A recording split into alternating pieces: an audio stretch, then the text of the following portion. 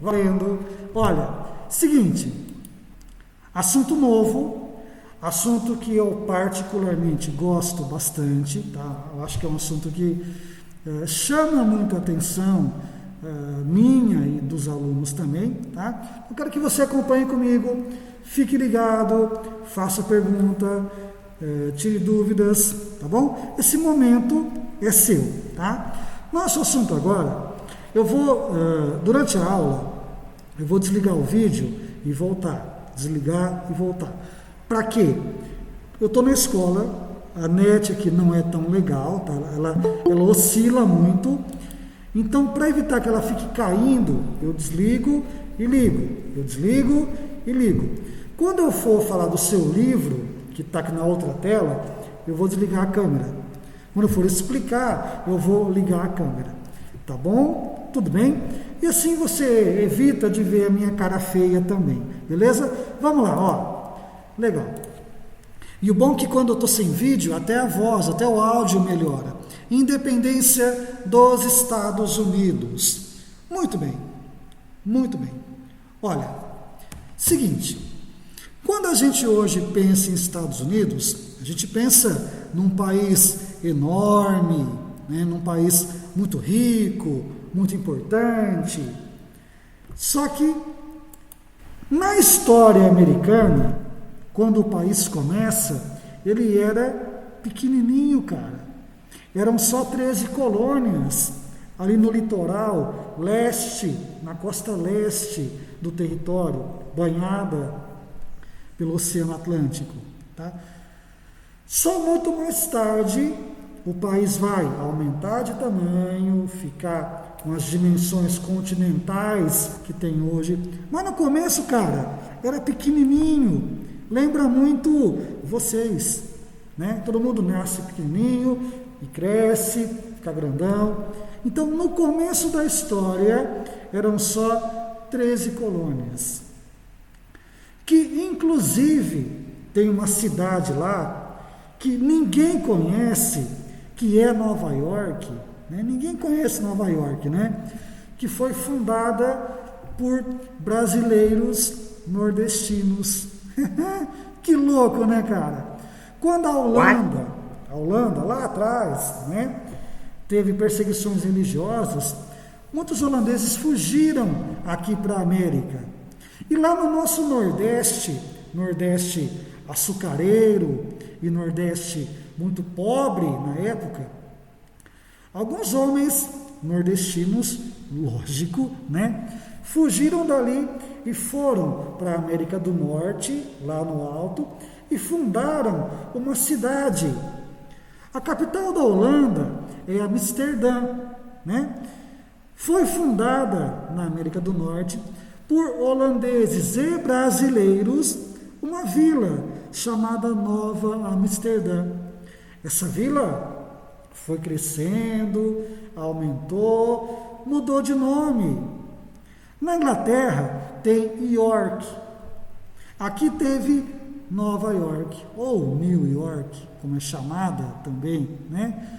Então, por ironias do destino, Nova York, que é hoje a mais importante cidade do mundo, foi fundada por quem?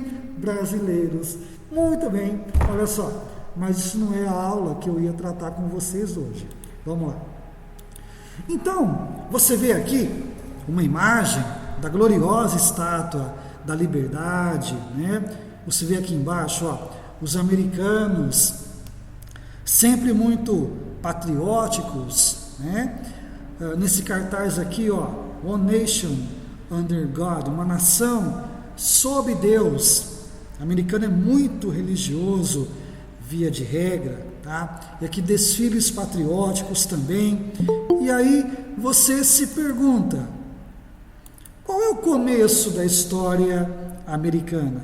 E eu te respondo, o começo dela é muito simples, tá? É muito humilde, digamos assim. Um país tão importante, um país tão grande, um país tão rico, que começa como simples 13 colônias.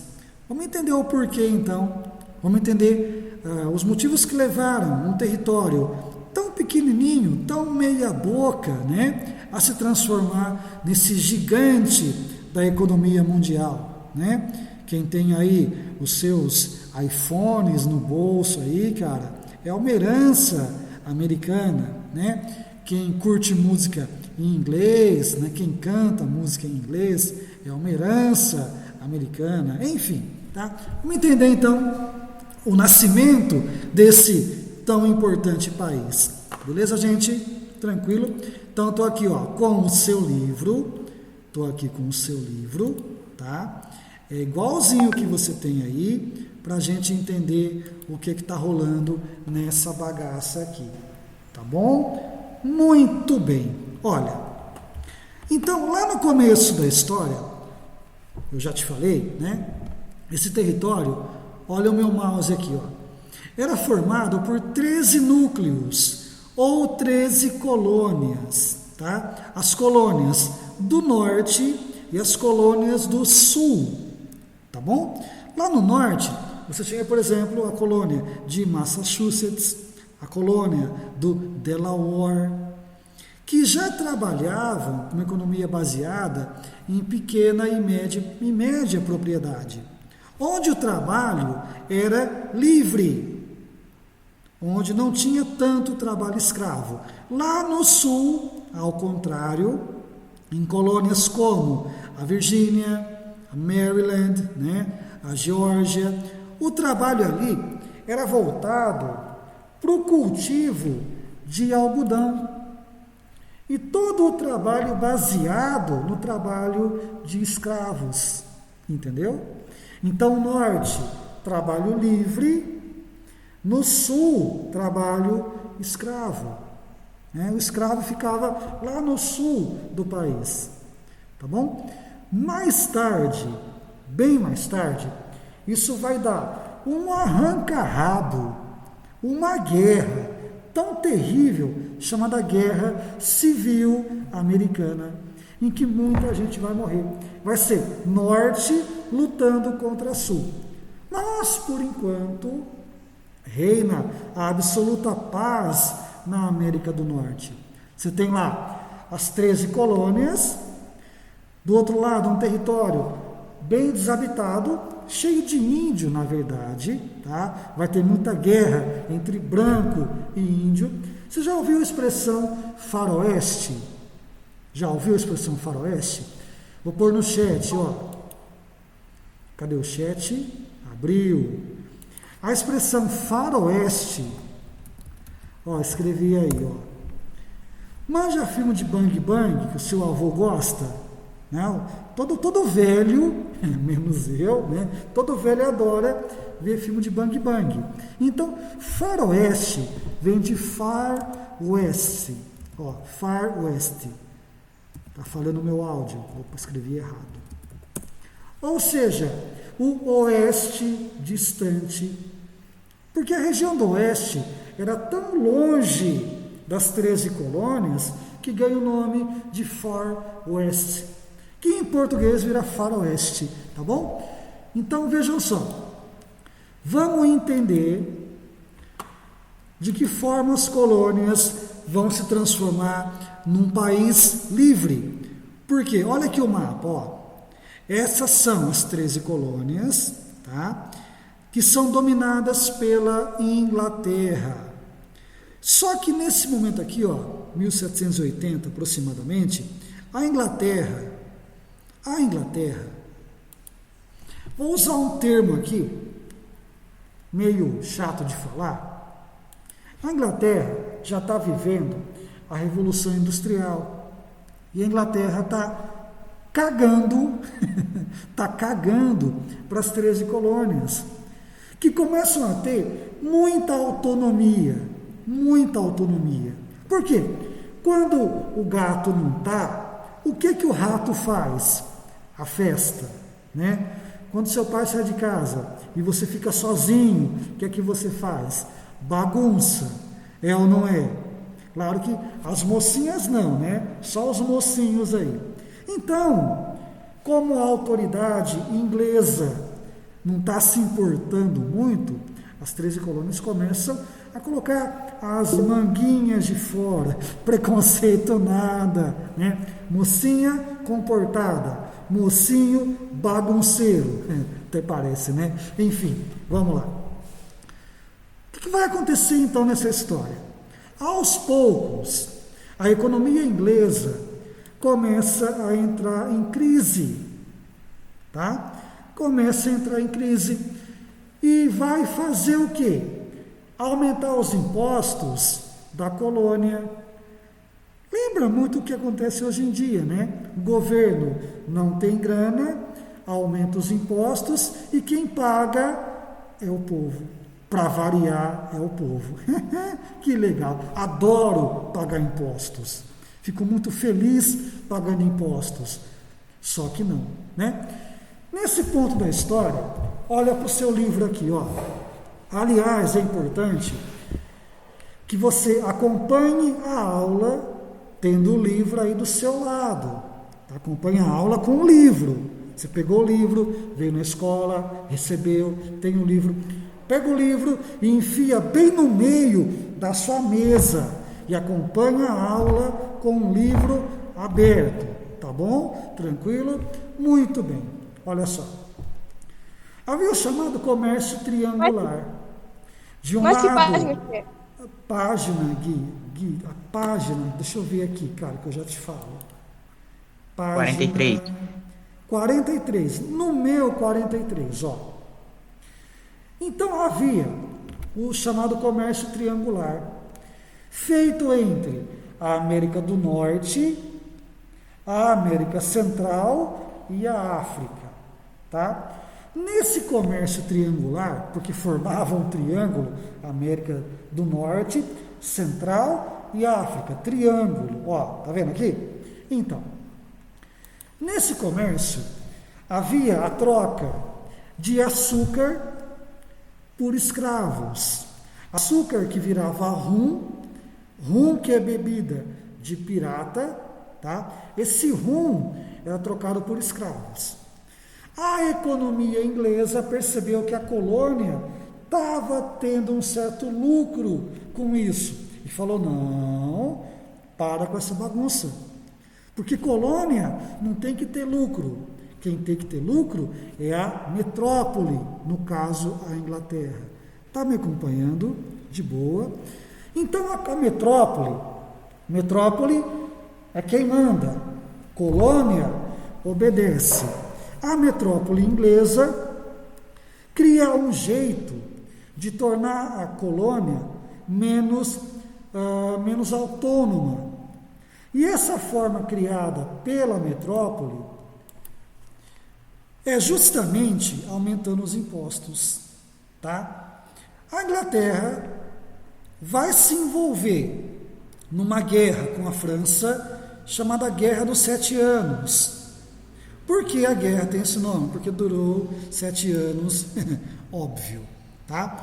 E numa guerra, você gasta muita grana. Então, na Guerra dos 7 Anos contra a França, o governo inglês gastou uma grana dos diabos. E o governo inglês começa a ficar sem dinheiro. Qual é a saída? Falta grana aqui, vamos cobrar grana da colônia. Falta dinheiro nos cofres ingleses, vamos cobrar da colônia. De que forma? Aumentando os impostos. E aí, lógico que a colônia, as 13 colônias, na verdade, ficou muito... Ô, professor, Oi. é que nem mais ou menos Portugal fez com o Brasil? É, mais ou menos. Então a Inglaterra aumenta os impostos e a colônia fica muito insatisfeita e começa a brigar por conta disso, tá? Então vem aqui para o seu livro, para você acompanhar comigo. Veja, a colônia fica insatisfeita e a metrópole, cara, começa então a aumentar ainda mais os impostos, criando a lei do açúcar e também a lei do selo. Olha só, o que acontece aqui? O que a lei do açúcar falava? Olha, A partir de agora, é proibida a importação de rum estrangeiro. E todo o açúcar feito nas 13 colônias vai ter que pagar impostos. Ou seja, qual é a intenção da metrópole inglesa aqui? Arrebentar com a economia das 13 colônias. É criada uma lei também, chamada Lei do Selo, olha aqui, ó, que falava o seguinte: tudo o que for impresso na colônia, revista, jornal, baralho, né, vai pagar um imposto também. Para quê? Era muito comum na época que se publicassem jornais ou panfletos falando mal do governo, entendeu? E tem governo que não gosta que você fale mal dele, ele briga com você, né? Então, para evitar que fossem feitos novos jornais, novos panfletos, criticando, e aí Jaque, criticando o governo cria a lei do selo. Tudo que fosse impresso, todo impresso feito na colônia, pagaria impostos. Para quê? Para evitar que se divulguem novas ideias. Fala, Jaque, evitar que se divulguem novas ideias, tá? Para que essa mentalidade libertária não contagie todo mundo, tudo bem? Ou seja, novos impostos aplicados sobre a colônia. O que é que vai acontecer? Nossa, cara, a colônia fica putaça da vida. A colônia fica brava e fala, não, já que tem tantos impostos, vamos lutar contra a metrópole, vamos lutar contra a pressão inglesa. Tem gente chegando. Charles Juan chegou bem na hora, Charles. Chegou bem cedo, hein? Chegou cedinho. Vejam. Eu pensei que ia ser na semana passada. Por quê? Tudo para acabar. Né? Então, gente, ó, a metrópole aumenta os impostos, né? E a colônia fica irritada. O que é que vai acontecer? É criada uma nova lei chamada Lei do Chá. Lei do Chá. Nossa, cara, cada nome louco de lei, né? A Lei do Chá fala o seguinte: lá na Inglaterra, tem um pernilongo aqui, ó. Tem um pernilongo. Na Inglaterra, os ingleses tomam muito chá. Tomam chá o tempo todo, na verdade. E aqui na América era muito comum que os colonos tomassem muito chá também. Então, para prejudicar a colônia, a metrópole cria uma lei que aumenta o valor do chá. A colônia fica muito brava. E aí os colonos invadem navios carregados de chá, pegam uma carga valiosíssima e jogam no mar. Jogam toneladas de chá no mar. E o chá estragou. A Inglaterra, a metrópole, ficou ainda mais nervosa e cria uma outra lei, a Lei Intolerável, que fala o seguinte: tudo que a colônia fizer que for contra a metrópole vai ser combatido na base das armas, na base da porrada. Então, se a metrópole resolver descer o cacete na colônia, ela pode. Só que a colônia já está de saco cheio também. E fala que, já que é para as coisas serem assim, nós vamos então entrar em guerra. Tá? Então a colônia se revolta contra a metrópole, cria o primeiro congresso continental lá na Filadélfia, quando? 1774. E fala o seguinte: se a metrópole partir para porrada, ela vai tomar porrada também. Legal, né, cara? Karate Kid, né? Se partir para porrada, a cobra cai. Vai tomar porrada também. Entendeu? Porque a metrópole não vai mais abusar da colônia. A colônia não aceita mais ser mandada pela metrópole. Resultado, declaração de independência. Tá? No dia famoso, muito famoso, 4 de julho de 1776, o Congresso americano declara sua independência. Tá? O grande líder dessa parada, o grande herói da independência é o George Washington. Washington, nome hoje da capital, e também o Thomas Jefferson. Tá? A Inglaterra vai mandar 60 mil soldados para lutar contra a metrópole. Então a Inglaterra junta 60 mil soldados e manda para cá lutar contra a metrópole. Lutar contra a colônia.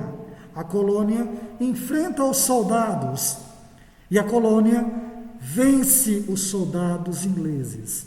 Ou seja, as 13 colônias agora estão livres.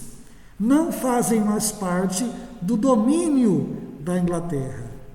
Beleza? De boa, tranquilo. Ou seja, né, cara? Você trata mal o seu cachorro. Chega em casa, chuta o cachorro. Ele chora. Chuta de novo. Ele rosna. Chuta de novo. Ele late para você. Chuta de novo. Ele te morde. Concorda? Então, quando você explora muito o povo, uma hora o povo se volta contra você. E foi o que aconteceu nas 13 colônias, que se tornam independentes após tantos desmandos, tá? E tanta exploração feita pela Inglaterra. Meu povo, de boa aí, tranquilo, sossegado. Alguém não entendeu? Pergunta aí, hein? Aproveita o embalo. Olha, então é criado agora um novo país, tá? Nesse país novo, nós temos uma república, ou seja, quem governa é um presidente, tá? E o poder é dividido em 3: executivo, judiciário e legislativo, tá bom? Ou seja, o presidente governa, mas uma assembleia de políticos governa junto com o presidente, tá?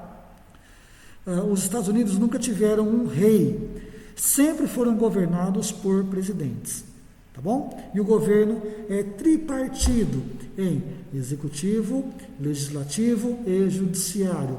Para quê? Para que o presidente não tenha o poder total concentrado nas mãos dele. Sussa, de boa, tranquilo. Vamos lá então, hein? Que já estamos quase acabando. Olha só.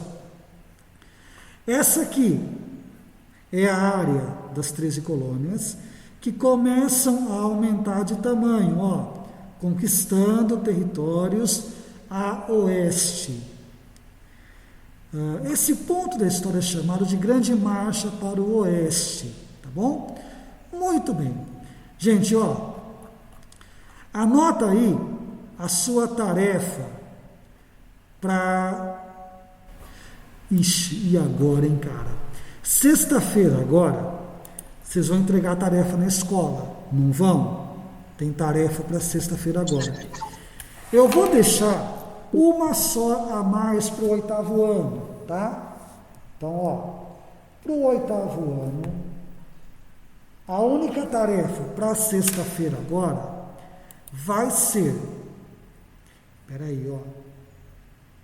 Professor, você vai mandar atividade lá no grupo depois?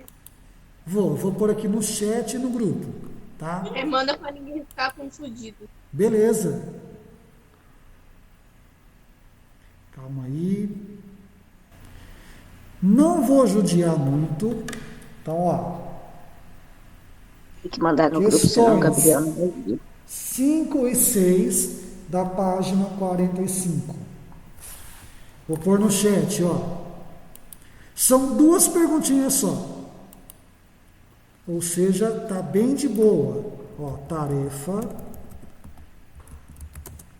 para 9 do 4.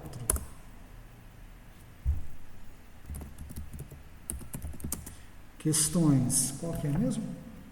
5 e 6, da página 45. Muito bem. E vou mandar no grupo de vocês, tá? Peraí. Cadê o oitavo ano? Oitavo ano, onde está aqui o oitavo ano? Achei.